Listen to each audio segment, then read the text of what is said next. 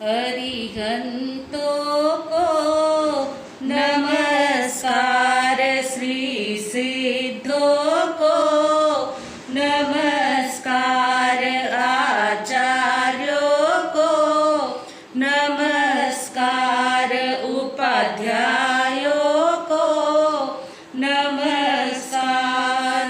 जग में जितने साधु गण हैं, जग में जितने साधु गण हैं, मैं उनको वंदू बार बार, मैं उनको वंदू बार बार। अरिहंतों को नमस्कार, श्री सिद्धों को नमस्कार।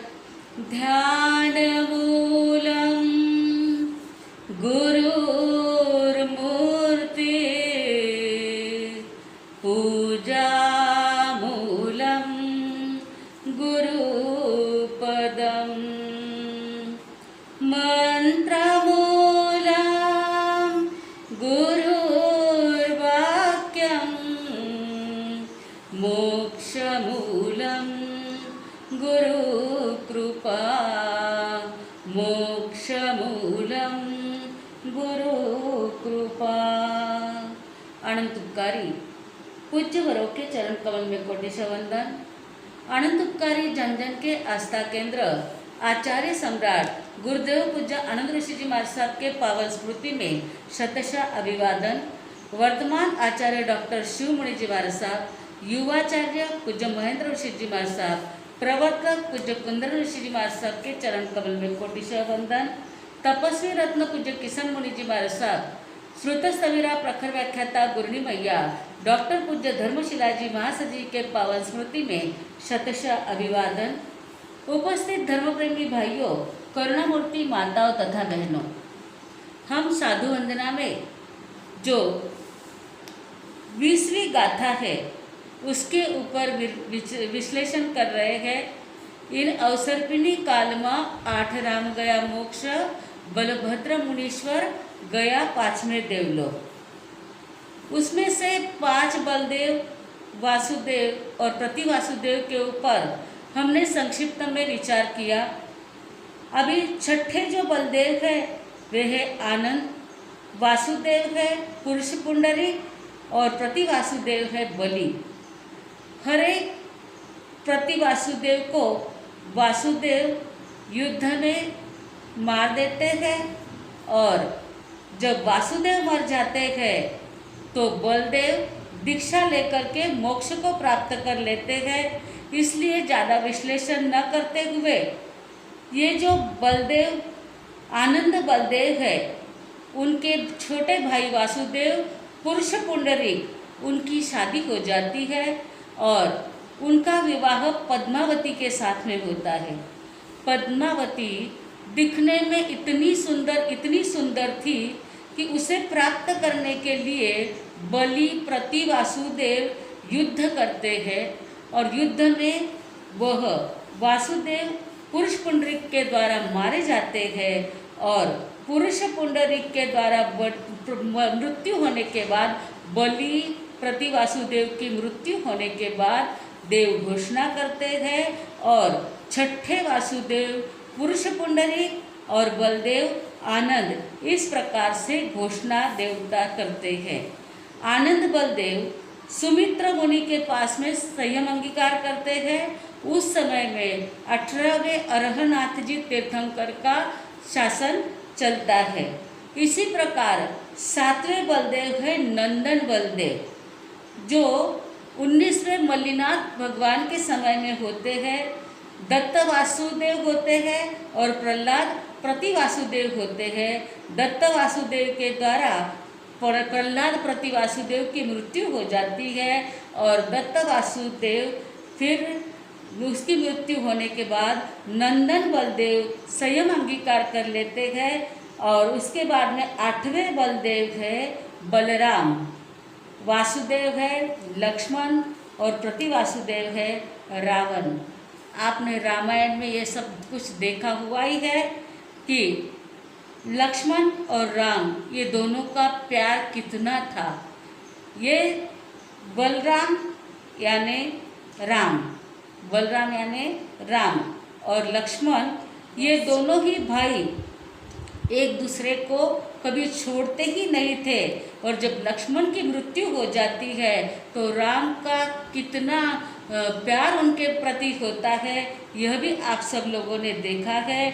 लक्ष्मण के द्वारा प्रति वासुदेव रावण की मृत्यु हो जाती है। यह सारी घटना 20वें तीर्थंकर मुनीश्वर स्वामी और 21वें नमीनाथ भगवान के 21वें तीर्थंकर नमीनाथ भगवान के अंतराल काल में हुआ है, यानी 20वें मुनीश्वर स्वामी मोक्ष जाने के बाद और नमीनाथ भगवान तीर्थंकर बनने के पहले ये सारी घटना हो जाती है। तो इस प्रकार से राम बलदेव, वासुदेव लक्ष्मण और प्रति वासुदेव रावण, इसका वर्णन भी आता है। राम अंत में दीक्षा ले लेते हैं और मोक्ष महल को प्राप्त कर देते हैं। अंतिम बलदेव है बलभद्र, अंतिम बलदेव है बलभद्र जो कृष्ण के भाई थे, और कृष्ण है वासुदेव और जरासंध है प्रति वासुदेव। यह भी आपने महाभारत में देख लिया है, इसलिए इसका ज़्यादा विश्लेषण नहीं करते हैं। बलभद्र जब कृष्ण वासुदेव की मृत्यु हो जाती है तो बलभद्र भी अत्यंत दुखी हो जाते हैं। 6 महीने तक उनका शव लेकर के घूमते गए। पानी लाने के लिए मैं गया था, पानी लाने में मुझे लेट हो गया, इसलिए मेरा भाई कृष्ण मेरे से रूठ गया है, उसको कोई मनाओ, इस प्रकार से वह सबको कहते थे। और बलभद्र ने देखा कि मेरे भाई कृष्ण ये लोक की यात्रा पूर्ण कर गए हैं, तब उनको अत्यंत दुख हो जाता है। कहते हैं 56 करोड़ का साहिबा, 56 करोड़ का साहिबा, 3 खंड का नाथ, पानी बिन देह तजी कोई ना आए साथ। पानी बिन काया यानी काया भी साथ में नहीं आई, ना कोई भी साथ में आया, कि पानी पानी करते करते जंगल में ही उनकी मृत्यु हो गई। आज कोरोना काल में आप लोग देखते हैं स्वजन सगे संबंधी कोई भी नहीं मिलते हैं, मुंह भी देखने को नहीं मिलता है, तो कितना दुख होता है। लेकिन 3 खंड के अधिपति कृष्ण महाराज का भी जंगल के अंदर मृत्यु हो जाती है जब कृष्ण महाराज की, तो पानी पिलाने वाला भी उनको कोई नहीं था। और कृष्ण महाराज ने जरासंध प्रति वासुदेव को हरा करके उसको मार डाला था। फिर देवताओं ने कृष्ण वासुदेव और बलभद्र बलदेव इस प्रकार से घोषणा की थी। बलभद्र मुनि का जैन शास्त्रों में बहुत ज़्यादा सुंदर विश्लेषण आता है। बलभद्र मुनि दिखने में इतने सुंदर थे। एक बार गोचरी के लिए वह तुंगिया नगरी में गए तो पनिहारियाँ पानी भर रही थी। मुनिराज को जाते हुए देखा, बलभद्र मुनि गोचरी को जा रहे हैं, एक स्त्री उनके स्वरूप के पास देख के इतनी मुग्ध हो गई कि जो रस्सी, जो पानी निकालने की जो बाल्टी होती उसको बांधने की अपेक्षा उसने अपने स्वयं के पुत्र के गले में ही रस्सी बांध दी और उस बच्चे को ही पानी निकालने के लिए कुएं में छोड़ दिया। इतनी वह बलभद्र मुनि के रूप में मुग्ध हो गई थी। जब बलभद्र मुनि ने यह अनर्थ होते हुए देखा तो उस बहन को सावधान किया। इस प्रकार से बलभद्र मुनि ने उसी समय में अभिग्रह ले लिया कि मेरे रूप के कारण ऐसा अनर्थ होता है, इसलिए मैं कभी भी नगरी में गोचरी के लिए नहीं जाऊंगा। और वे जंगल में ही कहीं पर प्रासूत आहार मिलता था तो आहार करते थे, नहीं मिला तो तप में ही मग्न रहते थे, परंतु रूप के कारण कोई अनर्थ न हो जाए इसलिए वे हमेशा हमेशा ध्यान रखते थे। एक बार वे गोचरी के लिए जाते थे। एक मृग हरिण विचार करता है कि इन संतों को यदि मैं मनुष्य होता तो आहार आदि दे करके कितना लाभ लेता। और वह मृग मुनिराज के पीछे पीछे पीछे पीछे जाता है। एक खाती लकड़े तोड़ने वाला वृक्ष के नीचे भोजन करने के लिए बैठने ही वाला था। खातन यानी लकड़े तोड़ने वाले की पत्नी वह भोजन लेकर के आई और खाती भोजन के लिए बैठने वाला था। उसी समय वह भी विचार करता है कि कोई तपस्वी ज्ञानी ध्यानी मुनिराज का यदि मुझे योग मिल जाए तो मैं पहले आहार पानी बहराऊँ दूँ और बाद में भोजन करूँ।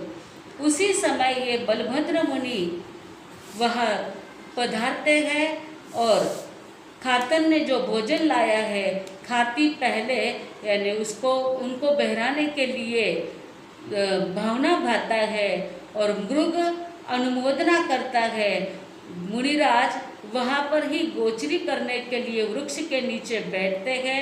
वृक्ष की एक डाली आधी कटी थी, आधी कटनी बाकी थी। एक हवा का झोंका आया और तुरंत वह डाली टूटकर नीचे गिर जाती है। खाती, खातन, मृग और बलभद्र मुनि चारों ही जन एक साथ में उनकी मृत्यु हो जाती है। खाती खातन की भोजन बहराने की और साधु संत के दर्शन की शुद्ध भावना, मृग की अनुमोदना और मुनिराज का तप, ये चारों ही को उसी समय चारों का मृत्यु होकर के वे पांचवें देवलोक में उत्पन्न होते हैं। तो इस प्रकार से हमने 9 बलदेव, 9 वासुदेव और 9 प्रतिवासुदेव का संक्षिप्त में उदाहरण देखे हैं। आगे 21वीं गाथा में क्या कहते हैं जयमल जी महाराज साहब, उसको हम देखेंगे। दशानभद्र राजा वीर बांध्या गरिमान, પછી इंद्र हटायो दियो चकाय अबदान। दशानभद्र राजा वीर बांध्या धरिमान, वीर को वंदन करने के लिए, भगवान महावीर स्वामी को वंदन करने के लिए दशानभद्र राजा अभिमान करके जाते हैं। कहते हैं एक बार एक शिव भक्त कड़ी धूप के अंदर बहुत जल्दी जल्दी रास्ते से जा रहा था। तो दशानभद्र राजा ने पूछा कि भाई इतनी कड़ी धूप में इतने सज धज के आप इतने जल्दी जल्दी कहाँ जा रहे हो? तब उस शिव भक्त ने कहा मैं मेरे शिव भगवान के दर्शन के लिए जा रहा हूँ। उस वक्त ही दशानभद्र राजा ने मन में विचार किया कि देखो ये शिव भक्त सामने शिव भगवान प्रत्यक्ष नहीं है, मात्र मूर्ति है, तो भी इतना सज धज के भगवान के दर्शन के लिए जा रहा है। तो मैं तो जब भी भगवान महावीर स्वामी मेरी नगरी में पधारेंगे तो बड़े ठाट बाट के साथ में मैं दर्शन के लिए जाऊंगा। दशानभद्र राजा की पत्नी रानी मंगलावती अत्यंत धार्मिक थी, जैन धर्म के धारक थे और भगवान महावीर स्वामी के अनन्य भक्त थे। दशानभद्र राजा ने भी मंगलावती रानी को कहा कि एक दिन जब भगवान महावीर स्वामी अपनी नगरी में पधारेंगे तो अपने को पूरे राजशाही ठाट बाट के साथ भगवान के दर्शन के लिए जाना है। ऐसे दर्शन को जाऊंगा, ऐसे जाऊंगा कि आज दिन तक कोई ना गया हो। यादृशी भावना यस्य सिद्धिर्भवति तादृशी, जैसी जिसकी भावना होती है वैसी सिद्धि प्राप्त हो जाती है। मन में भगवान के दर्शन की तमन्ना थी और भगवान महावीर स्वामी विहार करते करते विचरण करते करते नगरी में पधार जाते हैं और उद्यान में आकर के रुकते हैं। उसी समय वन पालक आकर के दशानभद्र राजा को बधाई देते हैं कि भगवान महावीर स्वामी उद्यान में पधारे हैं। दशानभद्र राजा को इतना आनंद होता है, इतनी खुशी होती है कि राजशाही मुकुट और राजमुद्रिका 2 छोड़ करके जितने आभूषण अलंकार शरीर के ऊपर धारण किए हुए थे सब के सब वे वन पालक को भेंट में दे देते हैं। अब भगवान महावीर स्वामी पधारे गए, मंत्रियों को बुलाया है दशानभद्र राजा ने और कहा कि पूरी नगरी को खूब सुंदर सजाई जाए और कल सुबह भगवान महावीर स्वामी के दर्शन के लिए जाना है। सभी मंत्री परिवार, सभी प्रजा, सभी लोगों को और अंतपुर की सभी रानियां, स्वयं पटरानी आदि भी सबको लेकर के दर्शन के लिए जाना है और स्वयं भी पटहस्ती को सजाने के लिए आज्ञा देते गए और चतुरंगिनी सेना लेकर के हाथी, घोड़े, रथ, पैदल आदि सब लेकर के वह दर्शन के लिए निकलते हैं। मन में उत्कृष्ट धर्म भावना है और उत्कृष्ट धर्म भावना से महावीर भगवान के दर्शन के लिए निकले गए। पटहस्ती के ऊपर दशानन भद्र राजा बैठते गए और मन में विचार करते गए, ऐसे भगवान के दर्शन के लिए आज दिन तक कोई गया होगा क्या? मेरे जैसा आज दिन तक कोई दर्शन को गया नहीं था। पहले जो धर्म भावना थी वह धर्म भावना क्षण में अहंकार में पलट जाती है और अहंकार इतना आ जाता है, मन में अहंकार भावना के कारण उनका जो भाव थे वो नीचे नीचे गिरने लग जाते हैं और उनके नीचे गिरते हुए भावों को चक्रेंद्र महाराज जान जाते हैं। विचार करते हैं कितना अभिमान आ गया है, इतने धन वैभव का अभिमान इस दशानन भद्र राजा को आया है।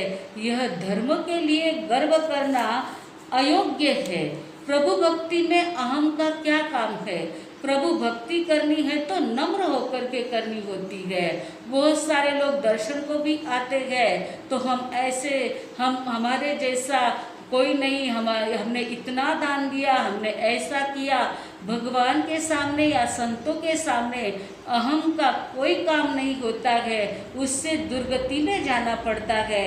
जब भगवान के दर्शन को जाना है तो धर्म भाव में गर्व किस बात का, ऐसा शक्रेंद्र महाराज विचार करते हैं। इसका गर्व कम होना चाहिए, नहीं तो दुर्गति हो जाएगी। आखिर तो दशानन भद्र राजा चरम शरीरी थे, उनका गर्व कम होना अत्यंत आवश्यक था। इसलिए शक्रेंद्र महाराज एक युक्ति करते हैं। वे ऐरावत देव को बुलाते हैं और ऐरावत देव को आदेश देते हैं कि कैलाश पर्वत जैसे ऊंचे 64,000 हाथियों को नीचे उतारो। कैलाश पर्वत जितने ऊंचे, ऐसे 64,000 हाथियों को नीचे उतारो।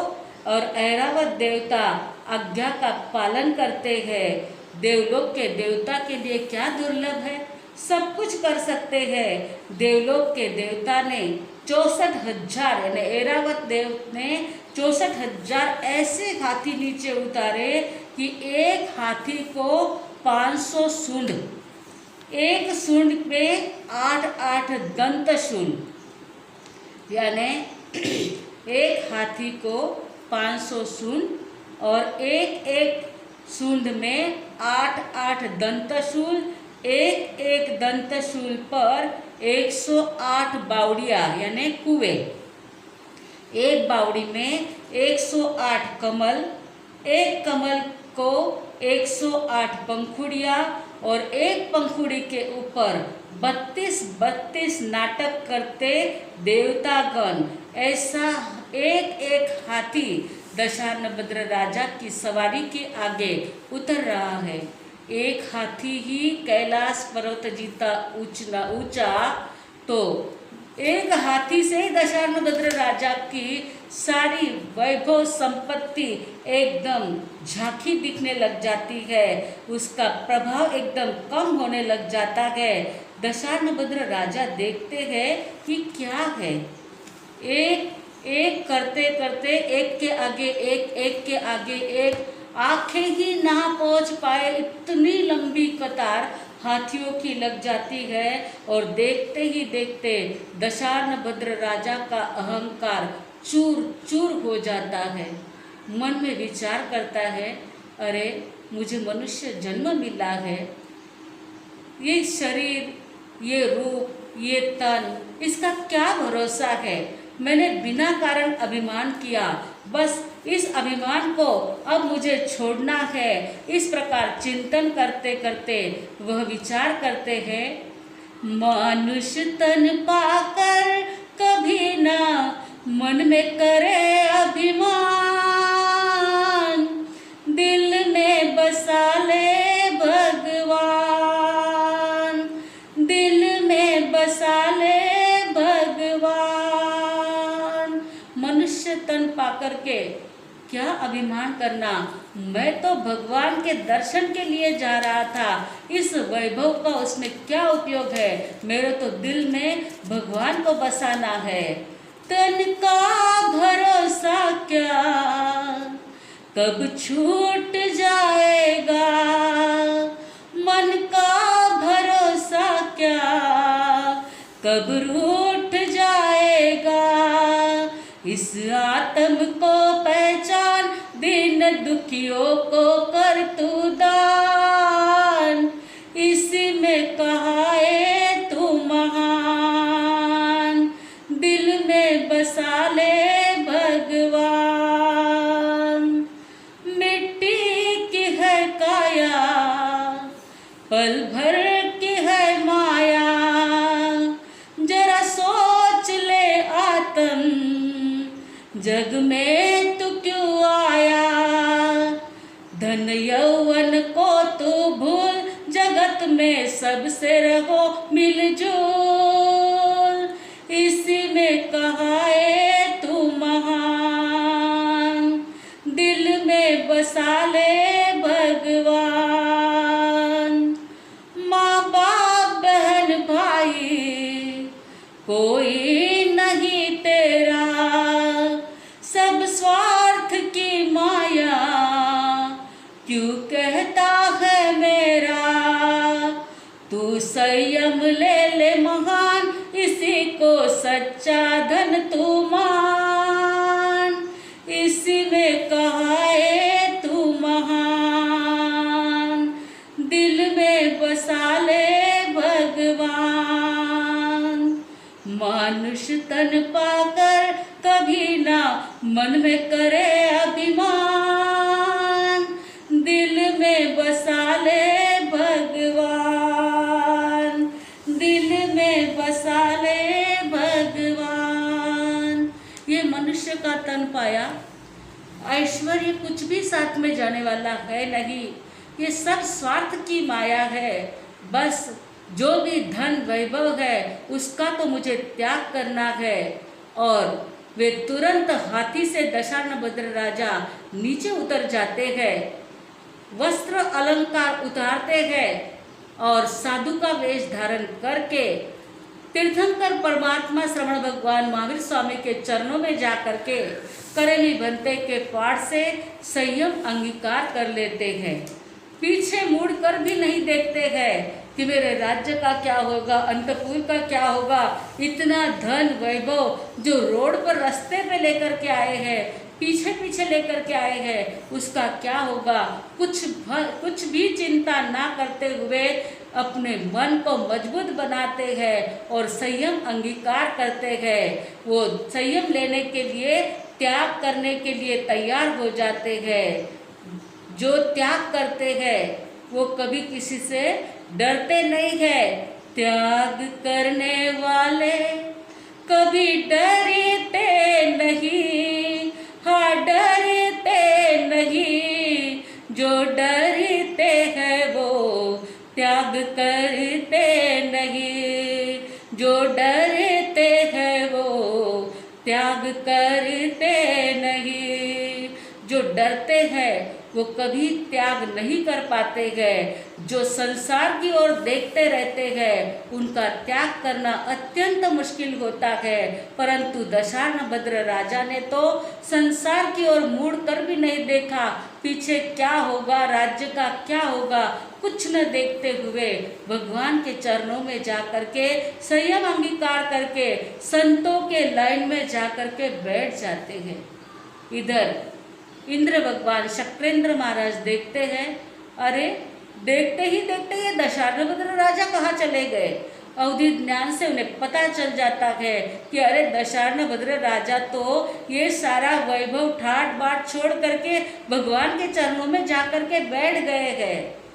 तुरंत वे दर्शन करने के लिए जाते हैं और बार बार क्षमा याचना करते हैं।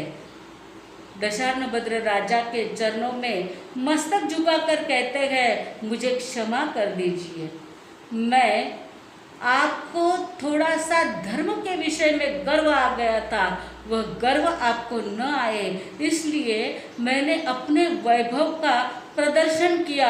आपके दिल को मेरे कारण से ठेस पहुंची हो तो मैं बार बार क्षमा याचना करता हूँ। तब दशार्ण भद्र मुनिराज कहते हैं कि आप तो मेरे परम उपकारी हो, यदि ऐसा नहीं होता तो यह जो राजमार्ग है मोक्ष का वह मुझे प्राप्त नहीं होता। आप मेरे अनंत उपकारी हो, ऐसी मेरे से क्षमा याचना आप मत करो, परंतु इसमें क्षमा याचना करने जैसा कुछ भी नहीं है। सच में मेरा अहंकार तो गया, परंतु सारे कषाय भी अभी जल्दी से जल्दी धुल जाए और मैं जल्दी से जल्दी मुक्त बनूं। बस इसमें आपका उपकार जितना मानूं उतना कम है।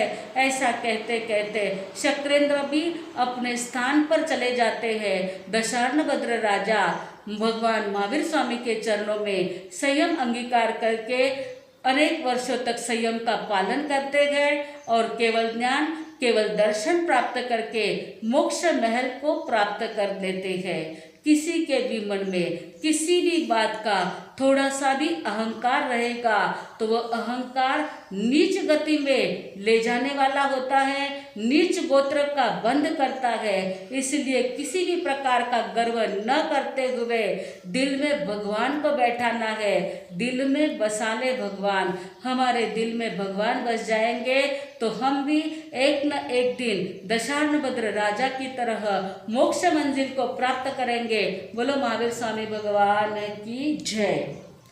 आज के प्रवचन के प्रश्न, पहला प्रश्न है, देवलोक में कौन से बलदेव गए? देवलोक में कौन से बलदेव गए? दूसरा प्रश्न है, दशार्ण भद्र राजा की रानी का नाम क्या था? दशार्ण भद्र राजा की रानी का नाम क्या था? तीसरा सवाल है, शक्रेंद्र ने हाथी उतारने का आदेश किसे दिया?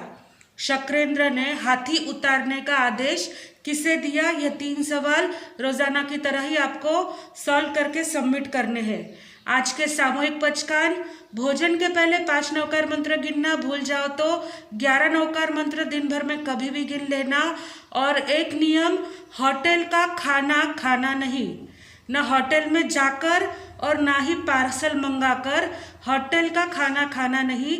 यह आज का एक नियम रहेगा। बड़े महाराज साहब भी आपको पचकान कराएंगे, उसके बाद मंगल पाठ।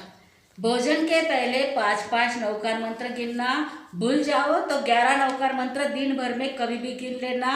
और होटल का पार्सल मंगा के या बैठ के तो अभी खाने का समय ही नहीं है, लेकिन पार्सल मंगा के भी होटल का नहीं खाना। सूखा सेव अलग बात है, लेकिन गीली वस्तु जो है भोजन सब्जी ये तो गीली वस्तु कुछ भी मंगा के खाना नहीं। धारणा प्रमाणे उपयोग सहित पचकान। ओ श्री गुरुदेव गुरुनी जी महाराज साहब की आज्ञा से चतारी मंगलम, अरियंता मंगलम, सिद्धा मंगलम, साहू मंगलम, केवली पणत्तो धम्म मंगलम। चतारी लघुत्मा, अरियंता लघुत्मा, सिद्धा लघुत्मा, साहू लघुत्तमा, केवली पणत्तो धम्म लघुत्मो। चतारी शरणं पवज्जामि, अरियंते शरणं पवज्जामि, सिद्धे शरणं पवज्जामि, साहू शरणं पवज्जामि, केवली पणत्तम धम्मं शरणं पवज्जामि। 4 शरणा, दुख करना, सुख करना, आनंद करना, मंगल करना, सकल कार्य सिद्ध करना।